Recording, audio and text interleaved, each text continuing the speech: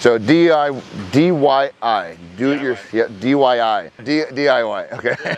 And most of the time when you have damage on one side of the roof, a lot of times you're not gonna have damage on the other side. Welcome back to the show, guys. On today's episode, I'm gonna show you the initial process and the step-by-step when you do your first initial inspection, the walk around.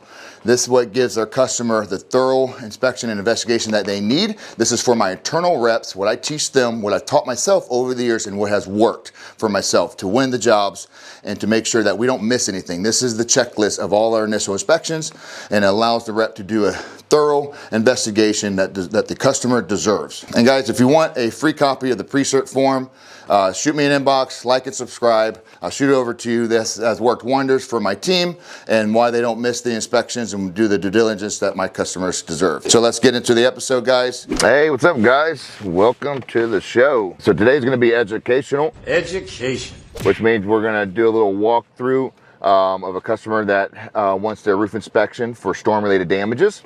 And I'm gonna do a little educational for my reps so you guys can see what I do when I first get out my truck, when I first open the door to the customer, how I introduce myself, and then what I do on the roof, and then when I come back down. So follow me for some information. So this is going to be a step-by-step. So right now what I'm going to do is go introduce myself to this customer, let them know the process, ask him a few questions, like if there's storm-related damages to his roof, would he have his insurance company pay for it, who his insurance company is, and to make sure that he grabs his declaration page so when I come down from the roof, he knows what to look for.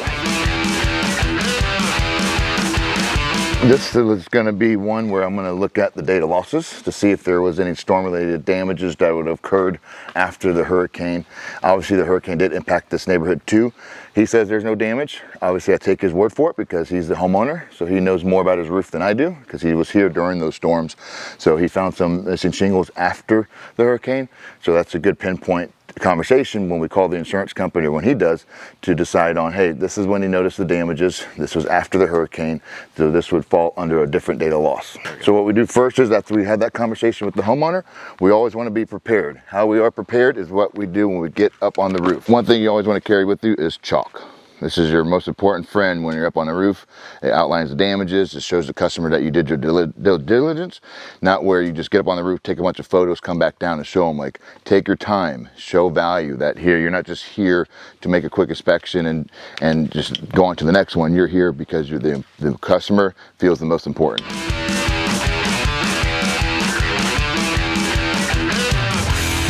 Most important thing is to set up a ladder, right? Some of you guys are new. Maybe you never used a ladder. How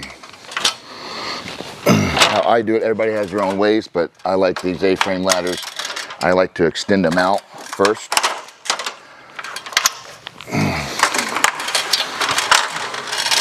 And because I need a little bit more length, your ladder should be 3 runs high. So 1, 2, 3. So 3 runs, meaning 1 run should be where the eave is, elevation of the roof, and then you should have at least 2 past that. And I just extend it out. Very simple process. And then lay it down softly, especially if there's gutters. You do not want to damage in them. And I'm going to show you the wrong way. Some guys, they want to put it real close to the roof like that. It's really not. See, here's my feet. Here's my arm length. It's too close. It's too almost straight up. You want it to come back a little bit more. Kind of arm length, right? What I'm going to do is I'm going to go around, take my front elevation, my right elevation, my left elevation, and do a thorough inspection. Typically, this is probably for wind damage is what I'm going to be looking for. Sometimes you will be in an area that is subjected to hail. You want to look at soft metal and see if there's any dings on the metal. Right now I don't see any because this wasn't a hail infected area, but if I was trying to determine hail, these are the first signs that I would look for to see if there's collateral. And also another thing, before you get up on the roof, before you step foot on here, what I always do is I look to see if the gutters are attached to the drip edge, because that's going to determine whether they have to come off or not for detach and reset. And then also I look to see if it's a double layer shingle, and if it's 2 layers, and by doing so you just kind of look at the eave and determine if there's 2 layers or not. Usually the thickness will show it. This roof is single layer. Let's go, let's go, let's go! Here we do have some Signs of wind damage. Obviously this is on the hip. Would this justify a roof replacement? Not necessarily, because it's only on the hip area. Somebody's been on this roof because I see chalk, so I'm going to ask them about that. I don't know if it's pretty fresh. If the insurance company came out here, because some people, you got to ask those questions. Did he already make a claim? Who was on the roof that did this, that wrote the chalk up? Unless it was us that did it and we use a permanent chalk, which I highly doubt.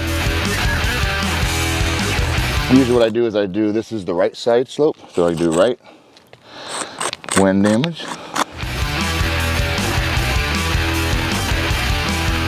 Now this is the fun part. This is where you get to finger the shingle. Sorry, what? So you want the full shingle to be lifted, not just part of it. So this is the full tab. Not the, what do you call those, hound tooth? Yeah, these are dragon's tooth. So this part, I call a nickname for it is dragon's tooth. So yes, it could be considered wind damage, but you want more than just that. I mean, could I argue that it's wind damage? Yes, but I like to find a full shingle. This is leaking. You can see the wood exposed right here. Yeah. The felt. So let me see if I can. See? Oh yeah. So there's wood exposed. The felt is ripped right here. So this is causing a major leak that's going inside his house right now. Oh crap!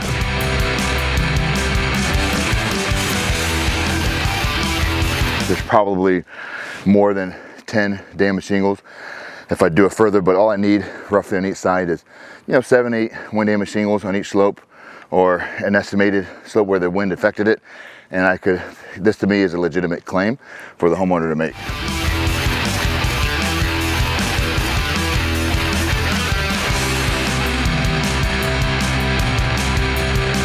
And most of the time when you have damage on one side of the roof, a lot of times you're not gonna have damage on the other side, right? Because wind comes in one direction, unless you're in a tornado. So if it's not a tornado, then you're only gonna have consistent wind in one area of the roof. And so typically you might find 1 or 2 damaged shingles on the opposite end, but more likely you might not find any. But all I need is enough to cover half this roof. If I can get half this roof replaced or paid for, then the entire roof will be replaced per Florida building code.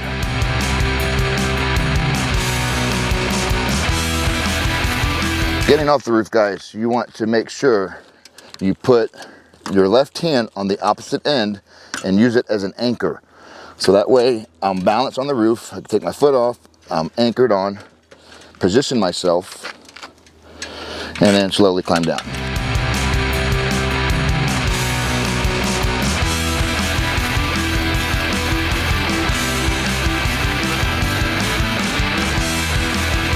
I'm going to look for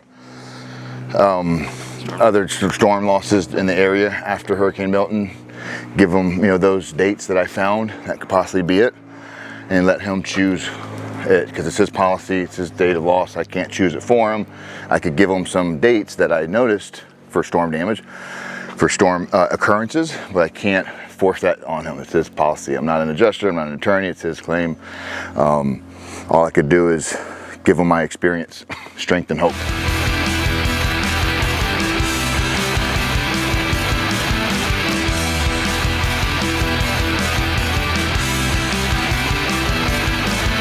Real easy peasy. One thing, you always want them to make the claim. I always like them to kind of initiate the claim.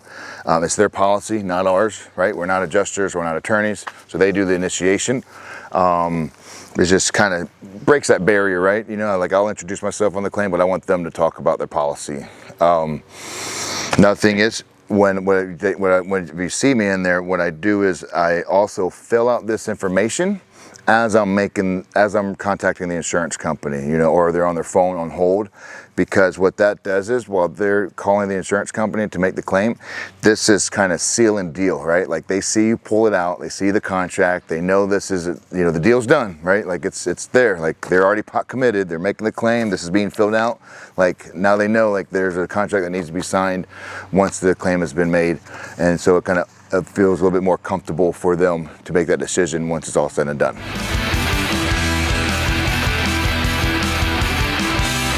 So when you knock a door, step back a few feet, because sometimes you knock a door and you're right there close to it, it just feels uncomfortable, Yeah, you turn a little bit to the side too. So yeah, sometimes, yeah.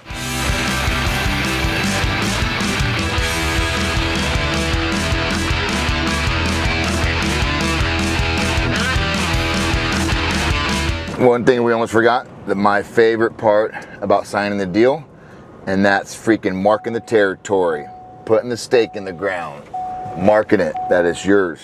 It's mine, all mine. And also it builds the brand, people around you see it, people drive by, they're gonna recognize Green Tech Roofing, and they're gonna want us to do the roof because we've acknowledged ourselves in the area. You should always carry this with you as a freaking sign, all right? This is gonna get you more deals in the neighborhood. This is gonna allow you to work the 6-pack.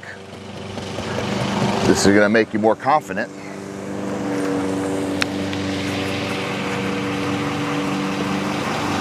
Boom, just like that.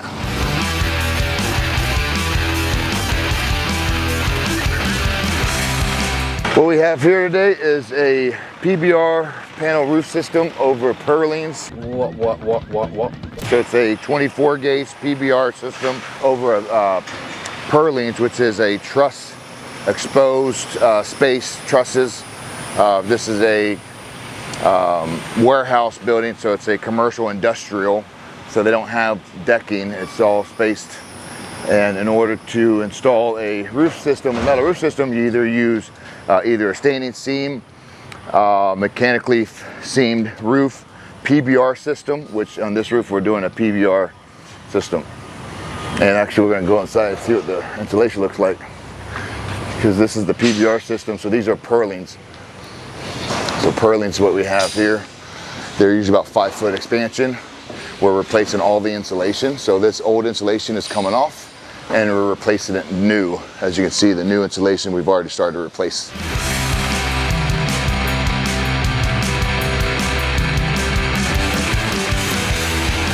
There is a reason for all the madness out here. It looks a little bit messy. This is a commercial job. We're removing a snap lock system, mechanically seamed roof, and installing a PBR roof system. It was more inside the budget for this company. My recommendation is always to do a seamless system. However, in order for us to be within their budget and to be able to replace this roof, because there are a lot of issues with it, we went ahead and did a PBR system, exposed fasteners. We're removing the insulation, installing new insulation along with it. And this is a low slope roof. So there's only a few exposed fastener systems, and that is a PBR system that can go with a low slope system. All right, guys, another side note, guys, never use red chalk. This is why we always use blue chalk. Red chalk is the sign of anger, and we don't want our roofs to be angry. We want our roofs to be cool, like the blue, like the color blue, and stay permanent, guys. So when you use red, it's a no-go. You know, you don't want to piss off the roof. You don't want to, you know, make the roof angry as it already is. It's already hot outside. So stick to the blue, guys, and be cool.